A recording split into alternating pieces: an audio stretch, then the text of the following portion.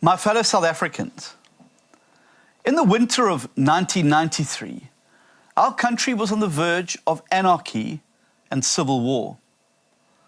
Following the assassination of Chris Hani, many South Africans feared that we were about to descend into ethnic and racial violence that would plunge all of us into permanent darkness. And yet, with the world predicting the end of South Africa, we collectively pulled back from the edge of the abyss.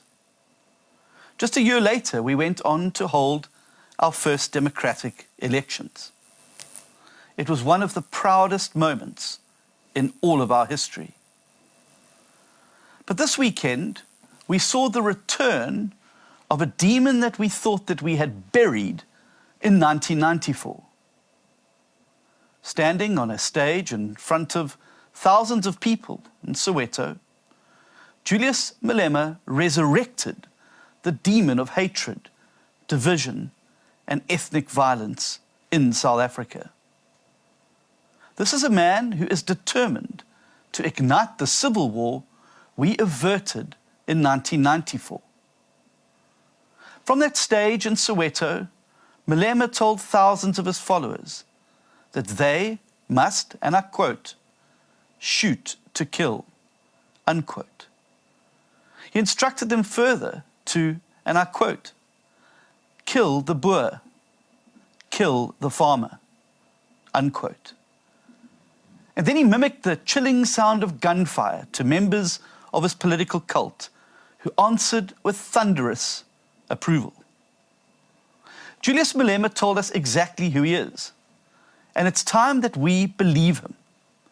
For far too long, people in government, the media, civil society, and constitutional institutions have refused to acknowledge Malema for the bloodthirsty tyrant and demagogue that he really is.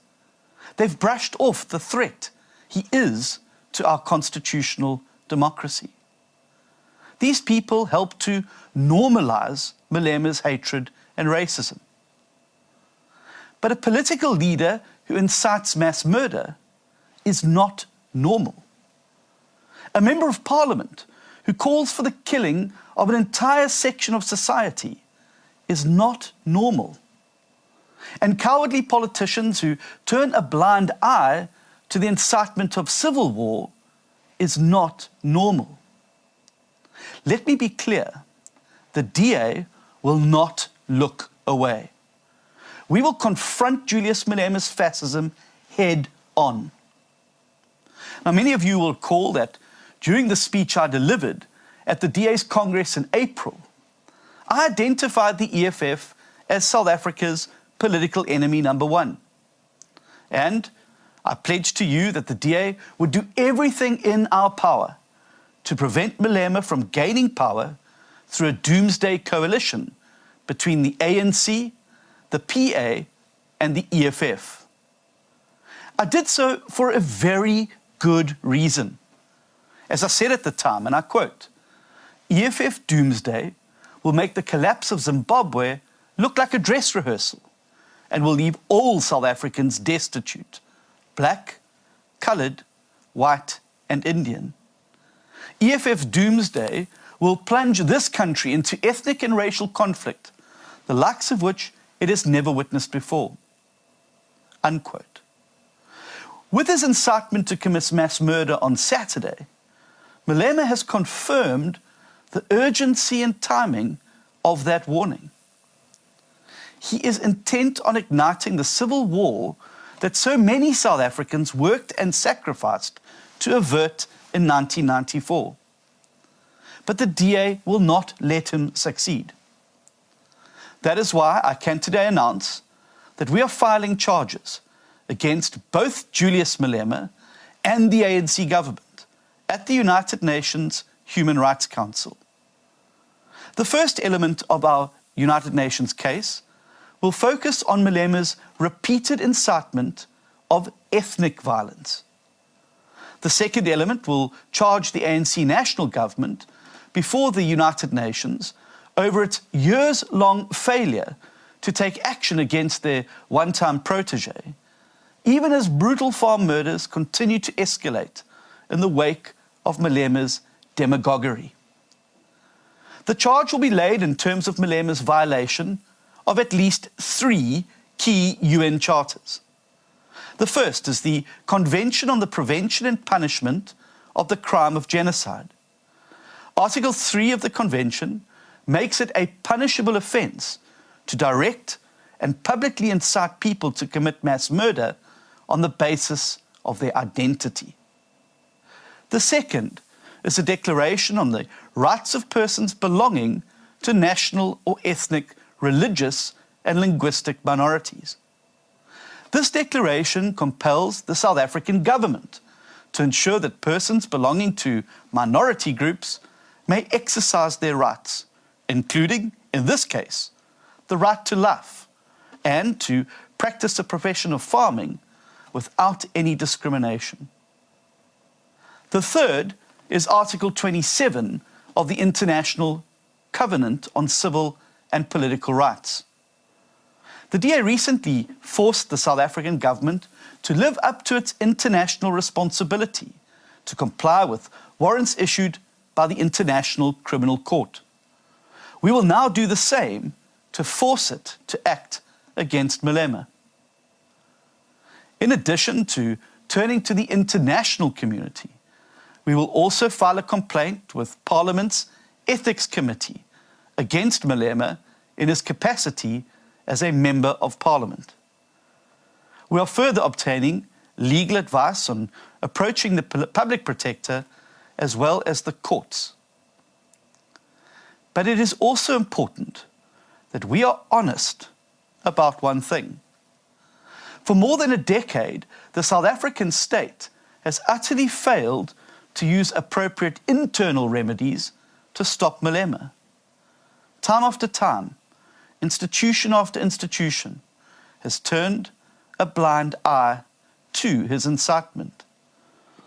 We saw this again just last week. Instead of dealing with Malema, senior law enforcement officials drank expensive champagne at his table along with him at a fundraiser, which included other nefarious characters. This is exactly why the time has come to turn to the global community. Ek wil graag ook direk praat met ons boere. Alhoewel Julius Malema se geweld ons hele land in swaar kry sal dompel, koeste hy 'n besondere haat vir ons boere. Ek wil u daarom aanmoedig om Malema ernstig op te neem en binne die raamwerk van die wet gepaste stappe te neem om u plaas, u familie en plaaswerkers te beskerm. Waar u enige vrae het of hulp benodig, kontak asseblief u plaaslike DA verteenwoordiger en ons sal help. In teenstelling met Malema se haat, koeste die DA respek en bewondering vir die brawe boere wat ons almal voed. Daarom sal ons alles in ons vermoë doen om vir Malema te stop. My fellow citizens, the time has come to stop Malema. Even as the DA takes bold new action to prevent anarchy, we need your help.